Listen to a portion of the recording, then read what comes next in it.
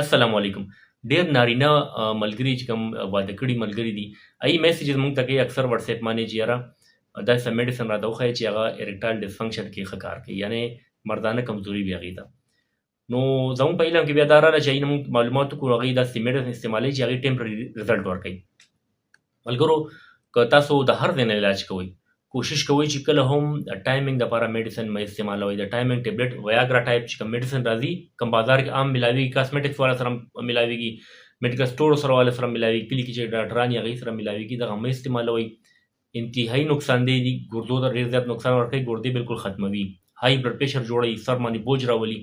نو دې میډیسن د دې مسلې دا حل نه دی چې تاسو عرضي طور میډیسن استعمال کړئ، یو ګولۍ وخورئ او هغه استعمال کړئ او ټیمپرري رزلټ تاسو له درکړي. د دې مسلې دا حل نه دی.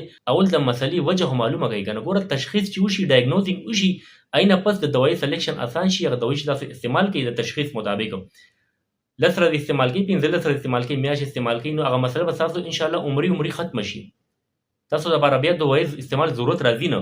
اول خو وجه معلومه کړئ. نو وجوهات ډېر دي. کم خلک ډپریشن ښکار وي، سوچونه ډېر، د کم خلکو موټاپه ډېر زیاته وي، بدن ډېر غټ وي، خوراک یې صحیح نه وي، ښه خوراک نه کوي، مسالېدار خوراکونه کوي، خوږه ډېره خوري، یا داسې میډیسن استعمالوي، خاص میډیسن ریګولر استعمالوي. کم د شوګر مریضان وي، بلډ پریشر مریضان وي، د زړه مریضان وي، د ګردو مریضان وي، د دې مردانه کمزوري خامخا وي.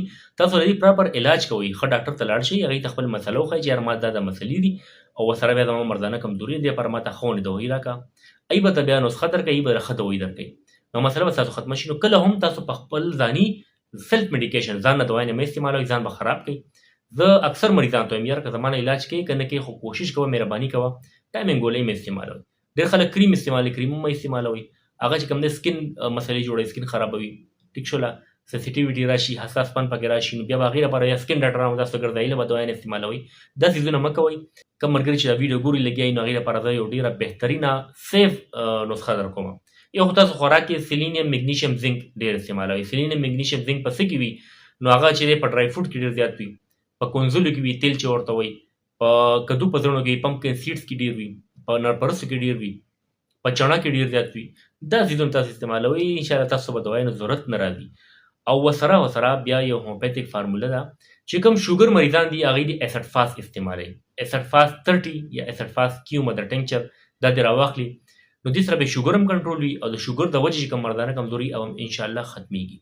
او چې نه شوګر مریضان تاسو نه یې، نو هغې لپاره ډامیانا کیو، ډامیانا مدر ټینکچر دا راځي، دا تاسو استعمالوئ، انشاءالله تاسو ته به د دوایي ضرورت نه راځي.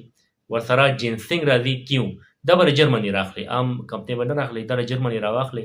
جینسنګ اول جینسنګ استعمال کړئ، بیا ورپسې 100 ورځې پس 15 ورځې پس ډامیانا راواخلئ، دا استعمال کړئ. انشاءالله تاسو به دوایانو استعمال ضرورت نه راځي.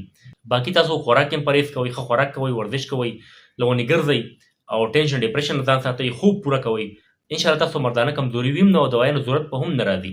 ځکه چې کله پیدایشي یو انسان ټیک وي، مردانه څه مسلې نه وي، نو دا باقي چې کوم کمزوري راځي دا زیاتره خوراک سره، لایف سټایل سره یا نفسیاتي بیمارو سره، دا دې سره راځي. دا نفسیاتي بیماري وي، اصل نفسیاتي کمزوري وي.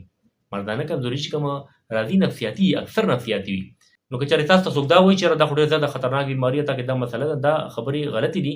کوشش کوئ ښه نه ښه ډاکټر ته ځان ښایئ. امید دی ستاسو به ویډیو خوښه شوي، دا ویډیو خوښه شوي تاسو خپل ملګرو سره هم شیر کړئ. زما چینل ډاکټر شبیر پښتو خامخا سبسکرایب کړئ.